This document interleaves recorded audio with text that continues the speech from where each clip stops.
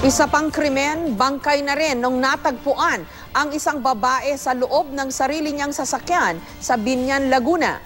Pagnanakaw ang isa sa mga tinitignang motibo. Bukod sa ilang mahahalagang gamit, posible rin daw na may dalang alahas ang biktima. May report si Oscar Oida. Tatlong palo ng matigas na bagay sa ulo ang ikinamatay ni Gloria Gonzales. Ayon sa ulat ng mediko legal ng Laguna PNP, ang bangkay ni Gonzales ay natagpuan sa loob ng nakaparadang sasakyan sa J. Gonzales Street, Barangay San Vicente, Binyan, Laguna. Alas 9 ng umaga kahapon, matapos makatanggap na reklamo kaugnay ng isang nangangamoy na Innova na may plakang UOS 146.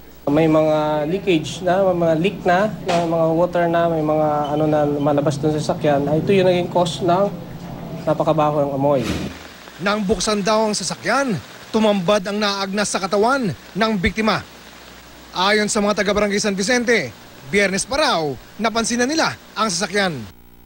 Di raw may kakailang dumanas ng matinding paghihirap ang biktima. Nakabalot ng blanket, nakatied ng tape yung kanyang arm, and then yung kanyang paa, yes, yung kanyang paa, and then yung mukha niya. Ang mister ng biktima ang kumilala sa labi. 1:30 noong June 25, nang umalis raw ng bahay sa Parañaque si Mrs. Gonzales gamit ang kanilang Innova. 2:30 ng hapon noon nang huling ma-detect ang kanyang cellphone sa Barangay Acacia, Silang, Cavite. Pagnanakaw ang anggulong sinisilip ng mga pulis. Nawawala kasi ang mahalagang gamit ng biktima tulad ng bag, wallet at cellphone. At posible raw na may dala ring alahas. We found out na siya pala ay engaged sa business ng selling or business in jewelry.